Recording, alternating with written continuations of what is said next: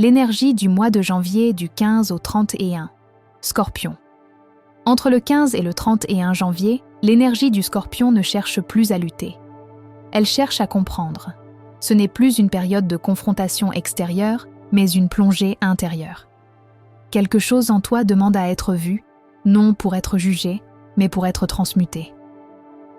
Le Scorpion ressent une fatigue particulière en ce moment. Pas une fatigue du corps. Une fatigue de l'âme. Celle qui naît quand on a trop porté, trop encaissé, trop résisté. Cette seconde moitié de janvier agit comme un miroir. Elle te montre ce que tu continues de contrôler par peur de perdre. Elle te révèle ce que tu retiens alors que le cycle est déjà terminé. Et c'est là que ta vraie puissance s'active. Car le Scorpion n'est jamais aussi fort que lorsqu'il accepte de lâcher ce qui n'a plus de vie. Pas dans la fuite, mais dans la conscience. Entre le 15 et le 31, l'univers t'invite à mourir symboliquement à une ancienne version de toi. Une version qui survivait, une version qui se méfiait, une version qui se protégeait en permanence. Ce n'est pas une fin, c'est une alchimie. Les émotions remontent, les souvenirs aussi, mais ils ne reviennent pas pour te faire souffrir. Ils reviennent pour être purifiés.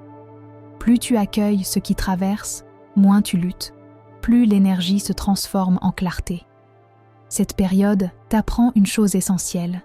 Tu n'as plus besoin d'être en guerre pour être puissant. La fin du mois t'offre un réalignement profond, une sensation subtile de vérité retrouvée, un calme étrange, mais solide. Et quand janvier se termine, le Scorpion comprend enfin que sa plus grande force n'est pas le contrôle, mais la capacité à renaître sans se renier. Ce cycle t'élève, il te libère, il te prépare à une version de toi plus juste, plus consciente, plus alignée.